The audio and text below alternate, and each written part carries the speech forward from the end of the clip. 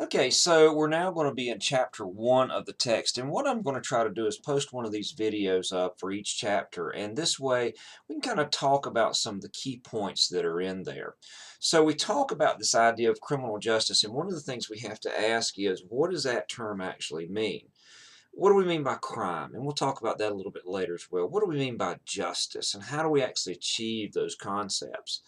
The very aspect of what justice is really very subjective in nature. We typically define the term justice in the criminal justice field as meaning fairness. But then again, we get into fairness being a subjective term. Fairness to whom? Fairness to what individuals? Fairness to what groups? You can talk about social justice, which is fairness to all, especially when concerned wealth and poverty. We talk about individual justice as fairness is what is to the individual. So we look at this term justice as meaning fairness. Let me give you an example of how this term can be subjective. For example, in the criminal justice field, if we have an elderly lady who has $1,000 in her bank and a suspect comes along and commits a fraud and he takes that money from her, the concept of justice in her eyes, such as he's taken everything that I own, I'm not going to have any money, this money was used to pay for my medications, and I can't afford that anymore, is going to be a lot different compared to the suspect's view of, I relatively took a small amount of money, it's only $1,000. The older victim, the victim is going to say, hey, look, the sentence should be very hard, it should be very heavy because he took everything I had. The suspect's going to say, it wasn't that much, it's only $1,000, it's relatively little, so the sentence should be light. So the term justice really gets into the fairness concept, and then we have to look at how do we actually enforce this term fairness. We do that through what we call the criminal justice system. And typically there are three parts to the system, and those are the police, the courts, and the corrections. The best way I explain how the system operates is to think of it as a system that we would find such as in the body or in your vehicle. For example, you have a braking system in your car. If the brakes fail or one part of the braking system fails, then that affects the rest of the vehicle. So in a systems concept, a breakdown in one portion affects everything else. If we talk about the body, you have the respiratory system, the circulatory system. If the heart fails, the blood can't get to the other parts of the body and can't provide the nutrition or anything else for it to survive. So a systems idea is that one part affects the other. In the criminal justice system, we have the police, the courts, and corrections. And you really have to think about it in that respect. If the police make a lot of arrests, then that's going to flood the court system with cases, and it's going to put more people in the correction system as well. On the opposite note, if we have too many cases in corrections, we typically find that corrections officials may put more people on probation. They may not put them in jail for long sentences of time. So that affects the courts. The courts come in, DAs may not be willing to prosecute on those cases, and police officers then become reluctant to charge on those particular instances. So the systems concept works forward and it works backwards as well. One part always affects the other one.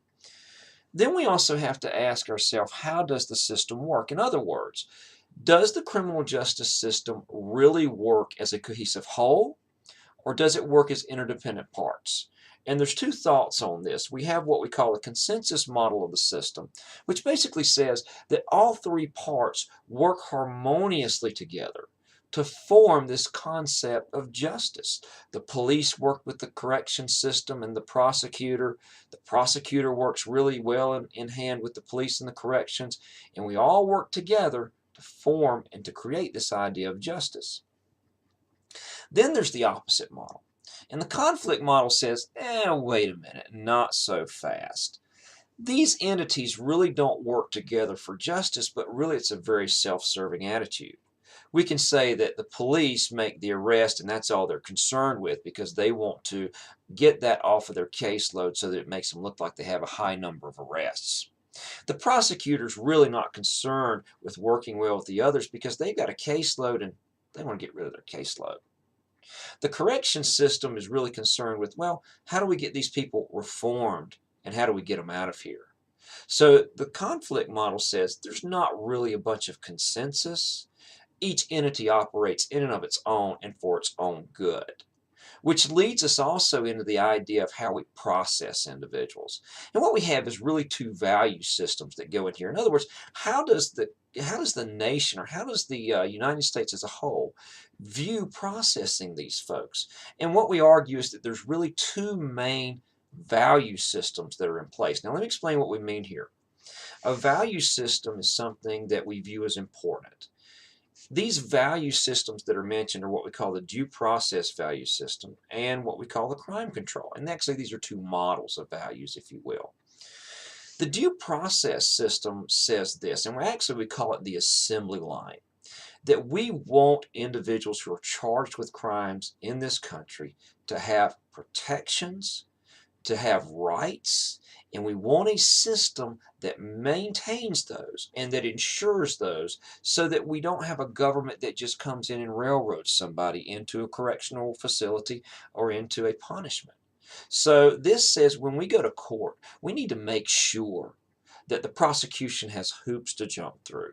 We need to make sure that all these rights have been adhered to, that police don't go in and illegally search something, that the prosecutor follows all the rules. Basically, the due process model says we're going to stack the system against the prosecutor, make them have this hill to climb, so that we can ensure that a person's individual rights are adhered to.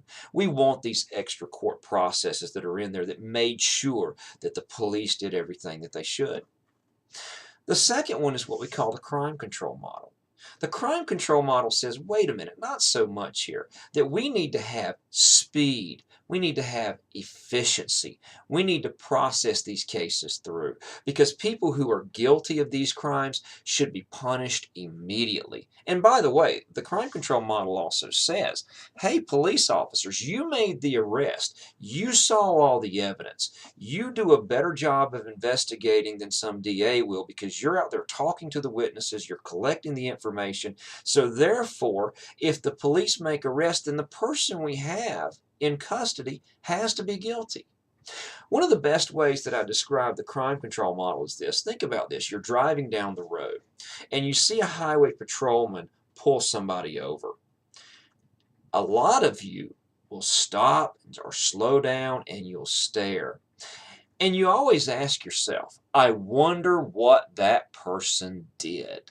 You don't sit there and go, well, I wonder if that person's really guilty or not. That police officer could have made a lot of mistakes. He may not have had reasonable suspicion.